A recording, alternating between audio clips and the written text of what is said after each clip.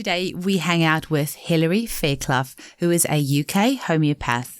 She is the author of The Triad Method, which is a story about the work she did in Botswana, where she established the Maun Homeopathy Project. It's a registered charity, and together with the 40 volunteer homeopaths she recruited over 15 years, they treated thousands of people for AIDS, HIV, and many other conditions. Hilary also teaches at the River School of Homeopathy, which you can learn more about at www.riverschoolofhomeopathy.org. I highly recommend getting a copy of Hilary's book, The Triad Method. I really enjoyed reading it. I couldn't put it down. You can get in touch with Hilary at www.hilaryfairclough.com or email info@hilaryfairclough.com. That's HILARYFAIRCLOUGH. I hope you enjoy the episode. Thanks for listening. Welcome to the Homeopathy Hangout, where we discuss all things homeopathy from around the world. And now my mum and your host, Eugenie Kruger. Hello, homies, and a very warm welcome to Homeopathy Hangout. Today, I am excited to introduce our lovely guest, Hilary Faircloth from the UK. Welcome to the show, Hilary. Thank you. It's fantastic to be here. Thank you for coming on. And also thank you for sending me a copy of your book. Of all the authors I've had on my show, you're one of only like a couple who have sent me copies of your book. So I really appreciate it. And I was so grateful thank you so much. I mean, it's so generous of you, and sent it all the way from the UK, and it arrived last week and I've had a chance to read through it. And all I can say is, wow, just absolutely amazing. The book is called The Triad Method. And we're going to go into that today, in your work in Africa, the River School, homeopathy, your project that you've got going, and so much more. But all my guests, at the start, I asked them, how were you first introduced to homeopathy? Oh, okay. So I had a long-standing grief. I was 30 and I tried lots of different complementary medicines. I tried counselling. Nothing had really worked. And my partner said, oh, why don't you go and see a homeopath? And I was quite sceptical about homeopathy at that point, as lots of people are. But I was quite desperate. So I went along to see this homeopath. And I was just really struck by the consultation, that it was so holistic. It was just about everything about me. And at the end of the consultation, she gave me Ignatia 200. And the next day, I felt like a different person, like the grief had just completely lifted. And I knew it was the remedy as much as the talking, because I told my story before and I'd never felt like that the next day. So that was the beginning of it. I just thought, I have to know more about this amazing experience, how it happened.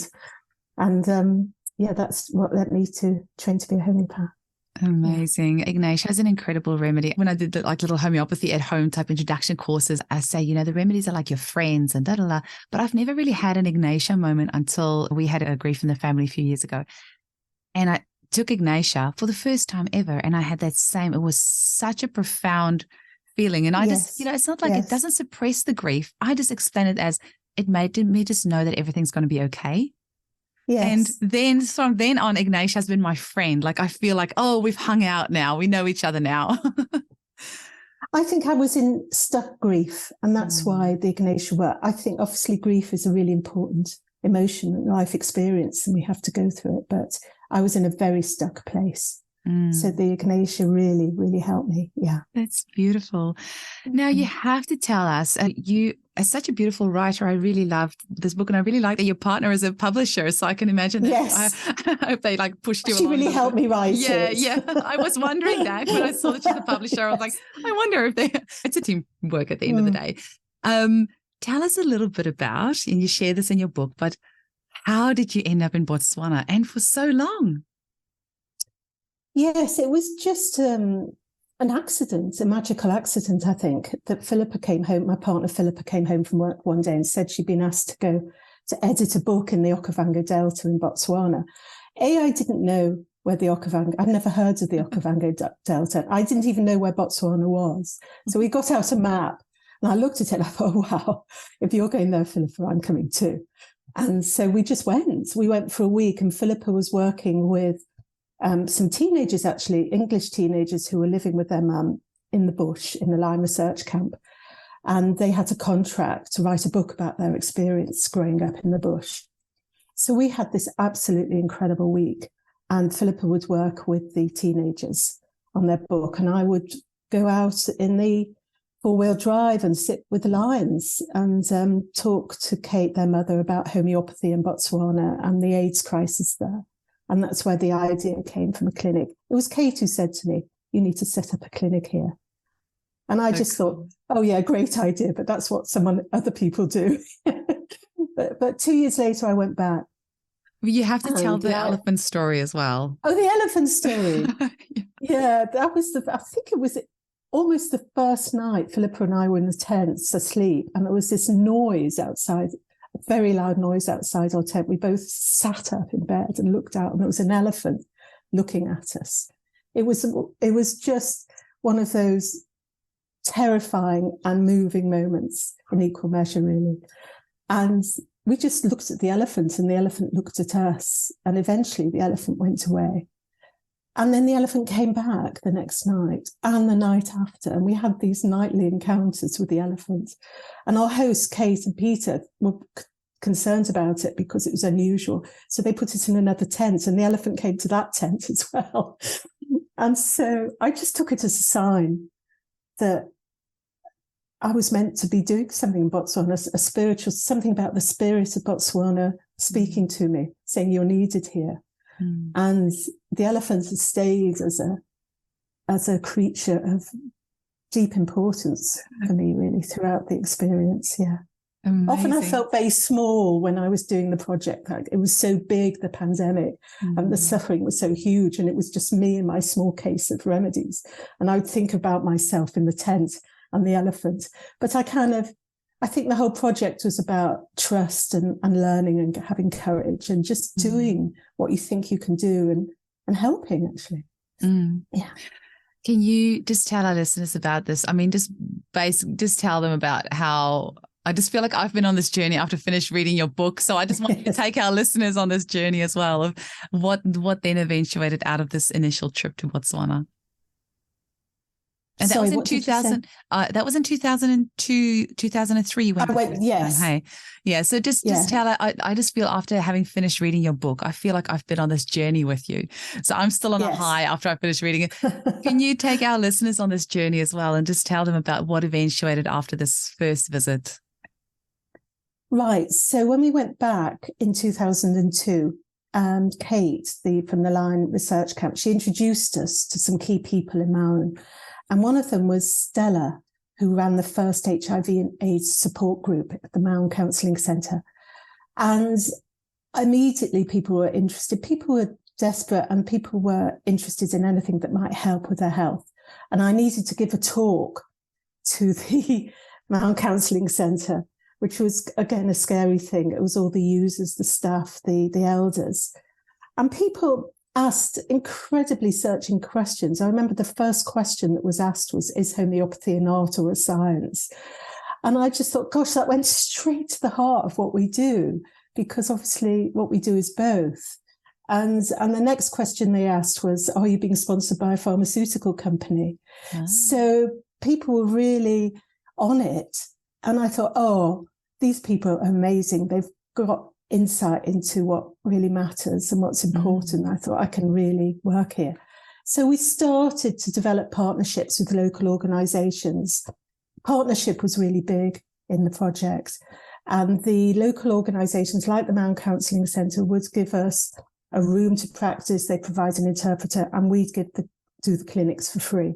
And that's what we started to do. And word spread, and it just got bigger and bigger. We did more and more clinics with more and more local agencies. We started an outreach program. We travelled to the villages because so many people couldn't afford to come into town. So meanwhile, I'd set up a charity I was going backwards and forwards, UK to Maun.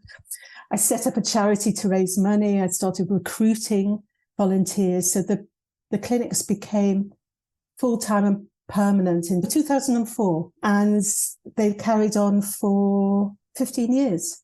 Yes. And that, at the end of that, we've trained local people to become homeopaths. So they took over the running of the clinics. I was so glad too. I hope one day the story gets turned into a documentary or like a movie or something like that. I was just thinking, who do you think would play you in the movie? Have you got an actress in mind? I'd love Sigourney Weaver. That would do fine. She's got similar hair. she's good. But wouldn't that be a great movie? Because that's what I felt like when I read this. It felt almost like a movie. Like it felt, it was like such a good, like a good vibe story. And then at the end, that you actually were able to leave that in the hands of the locals. And I was just chatting with Marcus Fernandez last night on our chinwag session that we're doing for the podcast, and he was saying there's this project in Gambia, I think. And their next job now is to try and train up some of the local people to run the project. And I mean, that is just the best. If you can actually get the locals to take charge of their community's health, that really is the best way. That's the most sustainable way to do it, instead of the Westerners coming in and being the saviors, that they are actually taking charge of it themselves and taking ownership of it. And nobody knows their own people like they do. So that's exactly so incredible that you could do that. That was always my dream.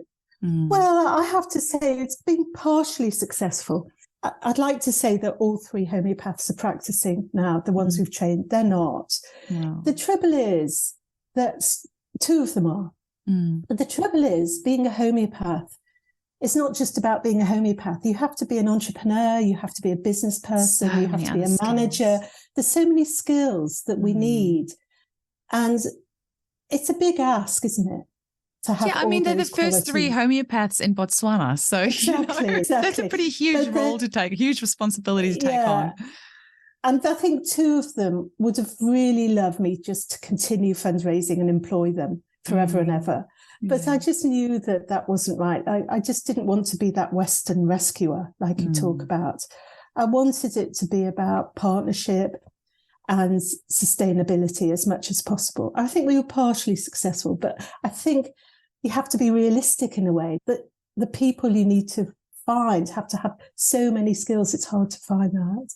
Yeah. Very hard to find that, especially in a place like Botswana, where maybe they might not have had all the opportunities. And it's exactly. So two of our trainees didn't have higher education at all. One of our trainees, Irene, did, and she's the one who's really making the biggest headway in terms of still practicing, which is great. Yes. You said something interesting in the book about the vital force and how that concept was a bit, they saw it in a different way. Is that maybe something you can explain?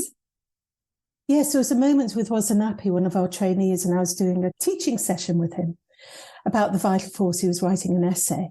And I'd drawn a diagram and I said, here's the vital force in the body, and here's outside of the maintaining causes of ill health, the exciting causes of ill health, the effects, the vital force in inside the person.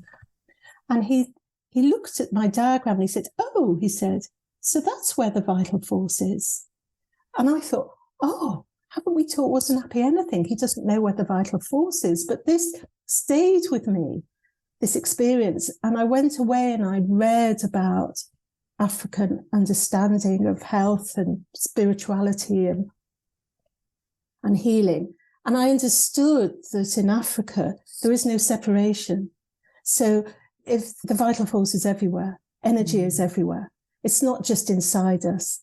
There's true connectedness. And I think this is one reason why homeopathy works so profoundly and amazingly in Botswana, that there is that mind-body separation that we have in more developed countries doesn't exist in the same way in Botswana, that people are absolutely connected spiritually and really come from the heart. I feel that it was a really heart-centered practice in Botswana, and an acceptance that we're all connected. Everything is connected. And that was a very beautiful context to work in. And I think the volunteers felt that as well. We recruited over 40 volunteers over the 15 years. Wow. And we had, when we closed down the project and we handed it over to the local homeopaths, we had a big leaving party. And in the UK, and most of the volunteers came, and they all said it was the most incredible experience of their life being in Botswana and running the clinics. It was very special.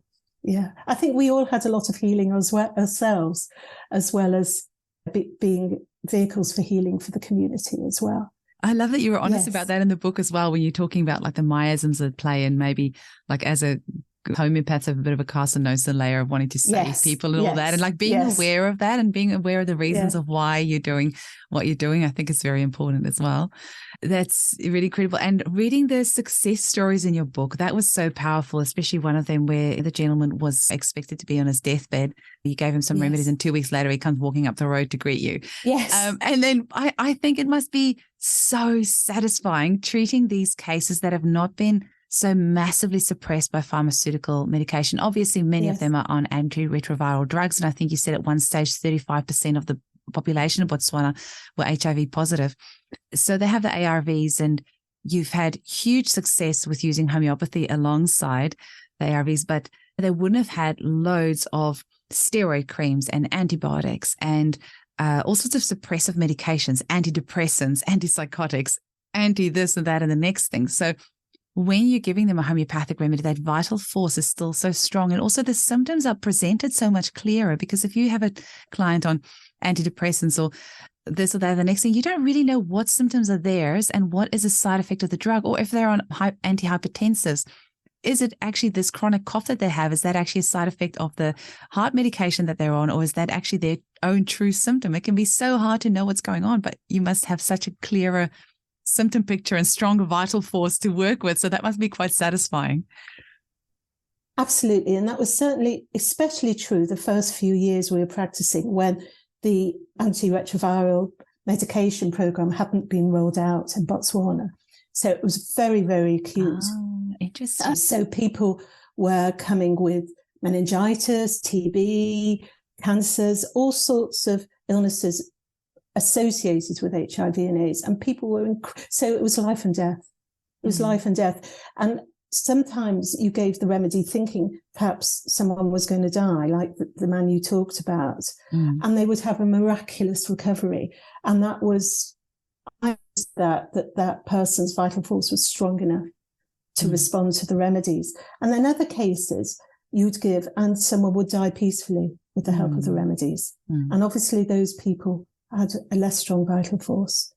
And then, so it was an incredible moment and privilege at that time to be trusted. We were trusted, which I thought was incredible, because we were outsiders. We were white outsiders. But I think there was so much stigma and shame around HIV at that time that being outsiders, we were a safe place. And maybe we were an important bridge to healing, because it was very hard often for people to even tell their friends, family and community they were HIV positive, because the stigma was so strong. And then the ARV program was introduced by the government. And most people went on to the ARV medication. It was life-saving. And I wondered whether our job was done. But what happened was people started to still come to the clinics with like you were talking about, the side effects. And we realized that homeopathy could be amazing as a complementary medicine and to help people tolerate their ARVs. And often people would come and they were really sick from the ARVs. And by giving the remedies such as Nux vomica or sulfur or China, if they were dehydrated, it would turn it around quite remarkably, so that they could actually do both. They could stay on the ARVs and have homeopathy to support them, to keep them well. But at that point, I felt HIV was becoming more of a chronic disease and people were more suppressed with medication. But still, I do believe homeopathy can get through medication and can be really powerful alongside, as it can be in our Western practices with all our complex chronic health cases. Yep. And talk to us a little bit about the Triad Method. What is it? What inspired you to do that? And is that something that we can use in our everyday clinics as well, or is it only applicable to Africa? So I'll just throw that question out there and you can just tell us all about Triad Method.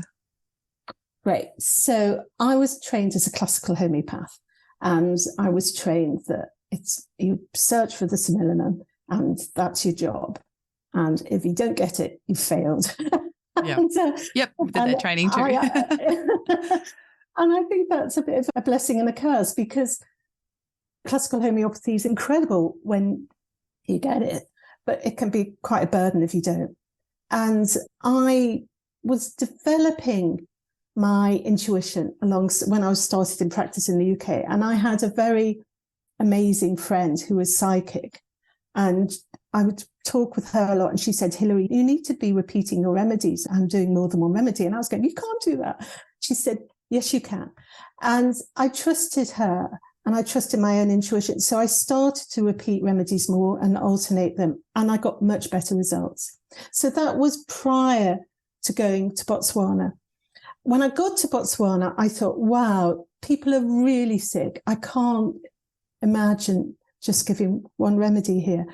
And I started to prescribe. I was seeing miasmatic pictures. I was seeing acute remedies. I was seeing emotional distress, huge bereavement and grief and fear and shock, all those things. And I started to just prescribe remedies I saw, really. It didn't feel like it had any structure. And then an amazing homeopath came to work with me, and he came from Australia, actually, in Melbourne, Ben Gadd. He was a teacher in a homeopathic school in Melbourne. And he watched me work, and he said one night, Hilary, you've got a method. And I said, I don't think so. And he said, yes, you have. And so we talked about it, and I realized that I did have a structure in my head of giving 3 remedies, one to address the really acute presentation, one to address the bigger picture, which I call the fundamental, which is more similar to the classical constitutional or similimum, and also add in nosos to address the miasmatic, the deep miasmatic nature of the chronic disease. And I would give one remedy. I wouldn't give one and wait. I wasn't able to do that in Botswana. It was urgent. So I'd give the acute remedy, say, every Monday for 4 weeks, the fundamental remedy every Wednesday for 4 weeks, and the miasmatic nosode every Friday for 4 weeks. And that was my structure. And it worked, or it seemed to work. And I was really interested in that it was okay to alternate, it was okay to repeat. And people would come back and they'd say, oh, I was really sick after the first remedy. I vomited, but it all came out and then I felt better. And they continued to repeat the remedies, and there were no further aggravations at all. And so I had very few, hardly any reports of aggravations or proving symptoms or anything like that. And I felt that the structure held people and supported their healing in a profound way. And I used the method here in the UK, especially for chronic complex disease that you've been talking about, when people are on medication, when there's pathology, there's stuckness on a deep level, that the Triad method can really help. More as it became less acute, the manifestation, I changed the naming of the acute layer to lesional, which was more about where the pathology was stuck. So, for example, it could be flare-ups of arthritis, or it could be a cancer pain, or it could be recurring asthma, something like that. So that I would give a remedy for that lesional level, really where the vital force was struggling most, where it's usually the presenting complaint, and do a small repertorization of just those symptoms of arthritis. So it might be rhus tox, obviously it might be bryonia. And then maybe there's lots of grief in the case. So the fundamental remedy might be natrium mur or causticum. And then you've got the myzum. If it's arthritis, it might be medurinum, depending on the themes of the case. And then you wouldn't give them all together at the same time. You would actually spread them out. So like a Monday. I spread them out. Friday. Okay. Yeah. So my usual style is to do one remedy a week on a different day of the week. Yeah. Yeah. That's alternating, repeating. Yeah. And it's all the volunteers used in Botswana used the methods. I recruited homeopaths from classical backgrounds, from more practical prescribing backgrounds, but we all shared the method, and that gave continuity. And I felt nearly everyone was really comfortable with it. There was one or two people who were very classical and didn't like it very much. They're missing out, because I do similar things where I'll have like an endocrine circuit and like a detox remedy and whatever. And you just get better results, and you can see this. You can see the different layers clearly. Like as a homeopath, there's intention behind why you're prescribing what you're prescribing. And I think that in itself has magic in it. And our vital force is so smart. The body knows what to do with that remedy. I don't think it gets and I think confused or anything like that. I think we give our No. vital force not enough credit for how smart it is. It knows what to do with this energy medicine, and if it doesn't need it, it's not going to do anything with it. So Exactly. And the vital force shows us what it needs. So the vital force can show us more than one remedy picture if we can see it. And what you mentioned there, I really agree with as well, which is about intention and holding the space for clients. It's not just about the remedy. I think as homeopaths, we can be a bit fixated about the remedies. And of course, that's really important. But also the healing space we provide, that trust, that confidentiality, that compassion. People being heard, their stories being heard, incredibly important in Botswana and in the UK. I think that's what we can really, truly offer that's special as homeopaths, is that sacred healing space for people. And you've got some beautiful testimonials in the book of, I think, surveys that were done through the organization with the patients, and the patients tell their story of how healing it is for them to be able to have a space to speak. You've got some beautiful testimonials in here. I was just having a read through them, but so many of them that was just saying that, it was beautiful to be able to speak, and people felt really held and safe. And it's incredible. I was just going to see if I can pick one out here to read. There was an amazing experience. We had a journalist come, a sympathetic journalist, before homeopathy started to be really bashed, as it was in the UK. And he came and he was talking to a pastor who was part of the church, one of the churches that we were treating. And he said to her, "What's your experience of the homeopathy clinic?" And she said to him, "Homeopathy heals stigma." And I was really amazed, because no one had said that to me before. And she said, people don't feel shame. They have homeopathy and they don't feel shame. And I thought that was beautiful, actually. And I thought, oh, well, I've done that. That's enough. That's amazing. And I think that's not just the remedies again. That's also the acceptance, the listening, and the non-judgment here. I've just quickly flicked and I found one here to read. Okay. One of the testimonials. Myself, I should say a little about homeopathy. They helped me a lot. And the thing that I like about it is that the way they are treating you, they are treating even emotionally. And that is what I like about homeopathy. It is not like at the clinic where the nurse will say, "How is your eye?" But yourself, the way you are questioning some people, they become open. Even myself, I became open and I was really treated. Even my soul was treated. That is why I like homeopathy. That they treat the whole being of a person, not only flesh. Thank you, homeopathy. It's such a sweet testimonial. Yes, that's lovely, isn't it? It's beautiful. Yeah. Is there anything else that you want to tell us about the Maun project? And also, is there still a place where people can contribute to that? Or is that all in the hands of the local people now?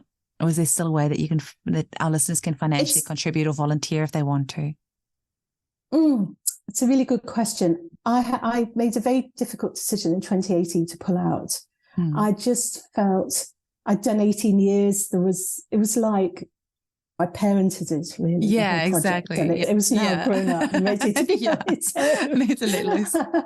And I'm still in touch with the homeopaths. I mean, I closed down the charity. I stopped fundraising.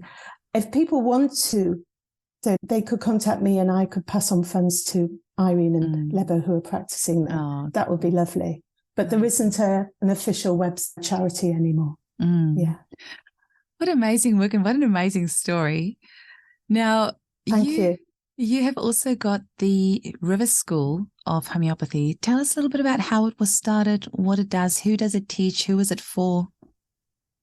Oh, thank you. So this happens a few years ago. So I've taught at various homeopathic colleges, and that's been great. And then I was approached by another female lecturer who said, "You know what, there should be a college run by women and with a real kind of female energy to it." And I thought, oh, yes.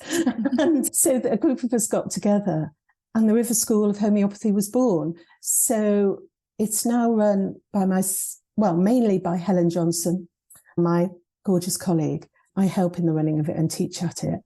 And it's based near Reading. And we have one intake at a time. So it's quite small in a way that we saw the first group 3 years group through, and they qualified graduated last year, and we're now in our second group. But it's particularly special because it's, again, a very heart-centered course. And it's not just the head, it's the heart. So it's about, there's a strong spiritual component to the course, which I felt really comfortable with.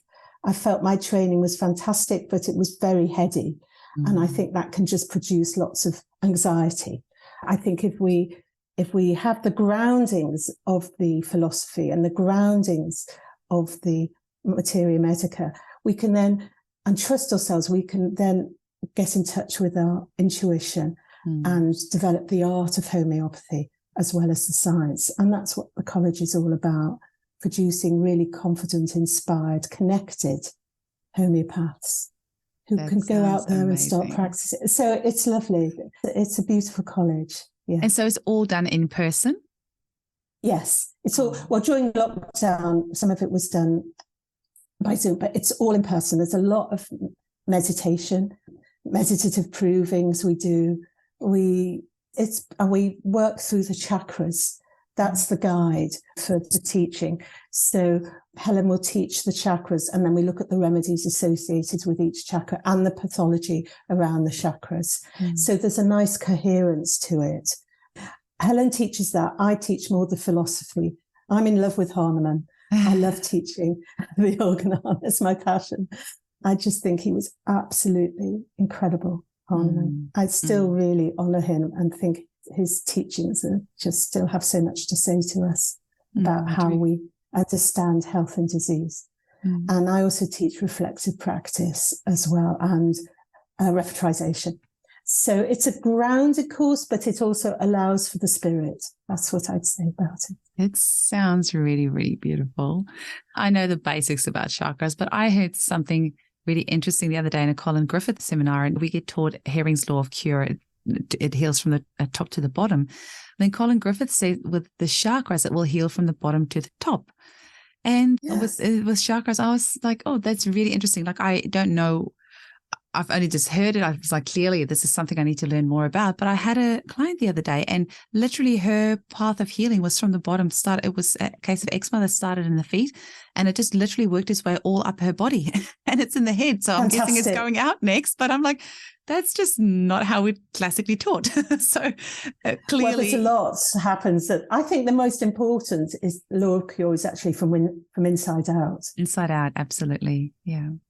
But Colin Griffiths and Janice Micallef have been very important to me and Helen, because obviously they've run the Guild of Homeopathy. And I think our college is based on the principles of the Guild. And Janice Micallef in particular gives Helen and I a lot of support and supervision. So I'd really like to. Have you interviewed Janice? I have not. I would love to. And I'm hoping to have Colin on next year, when I think he's wanting to get his next book out first and then come on the show after that. But I would love you if you can put me in touch too. Yeah. Oh, Janice, because she's done the main meditative provings in Britain. That is so, and Colin writes the book, but Janice leads the meditation. So it's a fantastic partnership there. Yeah. They're very important to us. Yeah, definitely. I love his new materia medica. I regularly use it in clinic. And it's just the rainbow remedies, his rainbow remedy spectrum is actually my new favorite at the moment. And for the whole month of April, for any of my clients in my Facebook group, I was giving away a free little bottle of rainbow for them to try out and test it out. And because I've taken it myself. Have you? Yeah. And it sounds like it has so many possibilities. So I've said to my clients, like, you'll get a free bottle this month. Whoever wants one, just put up your hand. And I'm excited to hear some of the feedback of how this can be used, and especially it's used to clear effects of injections, vaccinations as well. So I'm especially excited to start hearing some feedback from that. And then the other thing is that I've been doing Jill Turlin's mega potencies, and that she talks about how they can kind of get the cerebrospinal fluid going and it can realign the spine. And then this rainbow remedy is also about getting the cerebrospinal fluid going, opening the third ventricle of the brain so that the pituitary gland is bathed in the cerebrospinal fluid. And so I'm like just trying to play around a little bit with the mega potencies and rainbow, and how can we get the energy flowing in the cerebrospinal fluid flowing and all these other things outside of what we traditionally get taught that homeopathy can help with. So I think, It's lots of fun. yeah, Colin and Janice have always worked closely with cranial osteopaths. And because his son is a cranial osteopath, or is an osteopath, I think. Yeah, and maybe that's actually, okay, maybe that's where the connection is, because Jill Turlin's husband was an osteopath. And so that's how they could start palpating these differences before and after a remedy, where they could literally feel spinal adjustments being made by a remedy, which is something that I never thought is possible.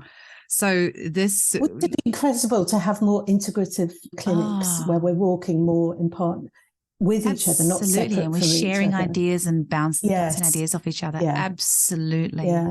No, I think there's so much in that, but we're all in our own little consulting rooms, aren't we? Yeah, definitely. I think that was the amazing thing about Botswana, actually, was the teamwork. I'd really missed it because I used to be a nurse. I love being a homeopath, but I missed the teamwork. And it was really, really strong teamwork in Botswana. And I think that was absolutely fantastic for me. I love that. Yeah. I do think that is something that as a profession is going to help us get to the next level if we can find ways to work as teams. And I'm really excited to see that start happening. I've got 5 other homeopaths on my team, and we meet every Friday, and we had our meeting this morning, and it's like, it just fills up my cup to the brim every Friday when we meet up. And I feel like that gives me the energy to just keep going, like bouncing ideas, just being around like-minded people. And I said to you before we started recording that whenever I have a homeopath on the show, I just feel like I've always known them. This resonance because we know our philosophy or our way of thinking or looking at the world is going to be similar. There's going to be differences within that, but overall there's this overarching warm hug that is ensconced, or what's the word? All of us. What's it? I can't think of the word now, but basically I can't think of it either. I'm sure ensconced is the word. It's a good word. Just cocoons all of us. Overarching feel. So, Hilary, if people want to get hold of you and your beautiful, beautiful book, which I actually posted about it in my homeopathy hangout Facebook group, and I see there was a few of them that had already had the book, and Jonathan Stalick commented on there as well. And where can people get a copy of your book? Because it's such a good read. It's such a beautiful, apart from the great homeopathic advice in there, it's a really nice read. And I actually really liked the way that you laid it out with you did the numbering, and you said a remedy was given, and you keep going, but you number it. And then if you want to know what the remedy was, like you can actually, I really like the numbering in the back. So you don't lose the flow of the story. But if you wanted to know what the answer was, you can read it. And it's funny, my son and I were reading in bed together, and he had this mystery book, a clues book. So you had to read, and then you had to guess you had to choose which path you want to take. And then you had to look in the back to see whether the answer was right. So me and him were reading together, both flicking back and forth, because I was flicking to the back of the book, wanting to read like the little footnote, and he was flicking to the back of his book, trying to see if the clue that he got was correct. But I like that you did that, because it meant that if you wanted you could just keep going and enjoy the flow of the story. But if you wanted to get into the nitty gritty, you can go to the notes in the back and actually see what was prescribed, or what is the backstory of this, or that was really cool. So I like the way that you did it. Thank you. Thank you for writing the book. How can people get hold of the book? How can they find out about the River School of Homeopathy? How can they engage with you? Right. Well, I have a website, which is hilaryfairclough.com, really straightforward. And my email is info@hilaryfairclough.com. So how can people get a copy of your book? Well, just email me and I'll arrange to get one sent to you through Minerva Books in the UK. It's available on Amazon, but I think it's better to use an independent homeopathic I love that, so I can sort that out for you. Yeah. Great. And the website is hilaryfairclough.com, but I'm just going to spell it out. It's going to be in the show notes, but it's HILARYFAIRCLOUGH.com. Yes, that's right. Yes, unusual spelling. Is there a final message, Hilary, that you want to leave our listeners with? Oh, I think if you're a homeopath, just trust yourself, trust your heart, and listen, and you will get the remedies. Be confident, believe in yourself, especially new homeopaths. I really feel passionately about that we need to really trust the power and magic of homeopathy. And for any people who are listening who are patients of homeopaths, great, keep going. It's just the most amazing medicine, can help throughout you. If it helps once, it will always help. That's what I really, truly believe. And I've used homeopathy myself all my life and couldn't be without it. I love it. Completely agree. It was lovely to connect with you. Thank you again for your beautiful book. And please keep in touch. And if you've got any other projects and things coming up, please let us know. Will do. Thank you so much. It's been a real pleasure. It's a pleasure.